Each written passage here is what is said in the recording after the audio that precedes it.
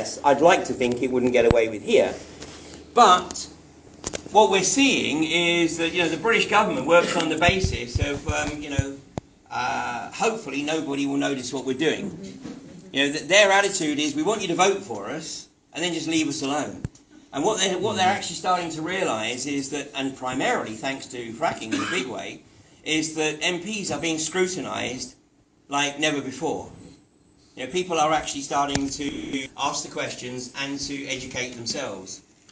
So, going back to your area here, I mean, don't think for 1 minute that if iGas do get their bits in the ground, that it's only going to be half a dozen or a dozen wells spread across that area. That would be the start. And what they do is they work on the principle, obviously, of drilling a well as far away as they possibly can from the previous well, and then they come into the middle, and they keep coming into the middle until you end up with a situation like you got in Queensland and in pretty much every state in the US that has an unconventional gas play, which is North Dakota, Pennsylvania, Colorado, Utah, Texas, Virginia, and Idaho. And the signature that this industry leaves behind is almost standard.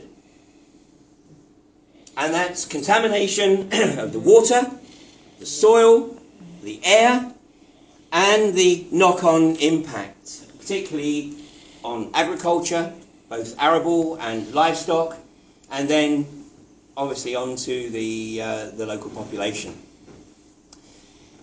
2 years ago, a little over 2 years ago,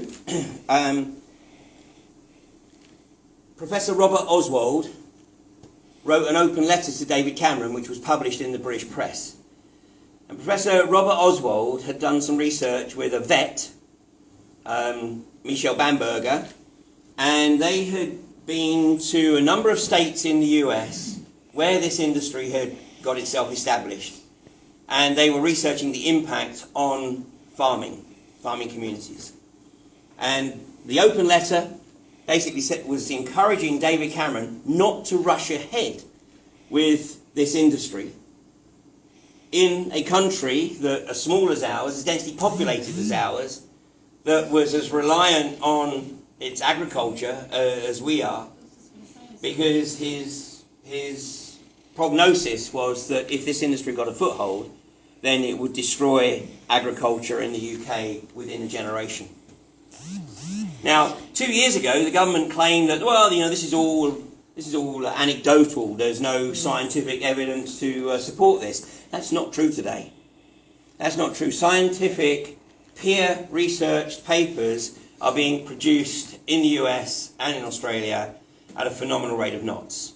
And it's pretty easy to see who's the prime funder behind these papers, because you can pick up papers that claim there's no problems, and you can obviously pick up the papers that identify that there are very, very real and significant problems.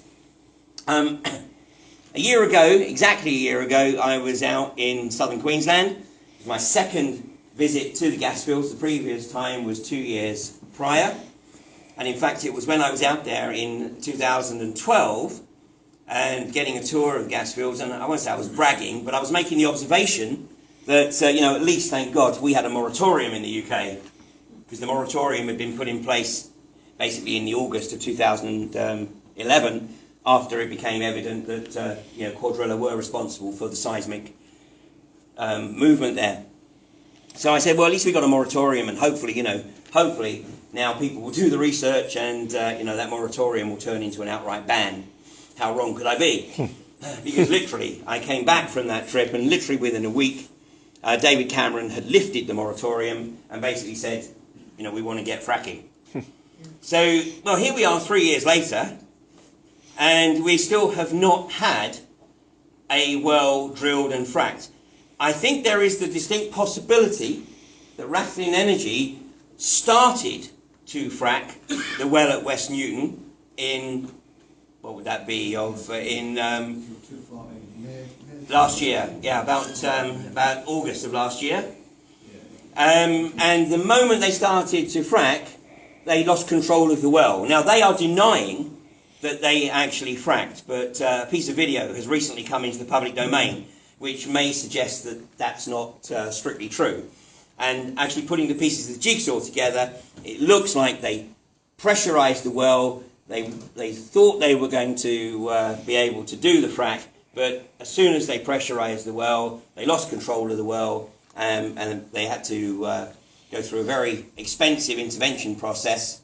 They had fire in the hole, fire in the well as well, and that ended with that well being completely shut down. So the track record in this country isn't that great so far. And yet, you know, we've still got a government that says, yeah, we're going to push ahead with this. So let me just pull up some pics here.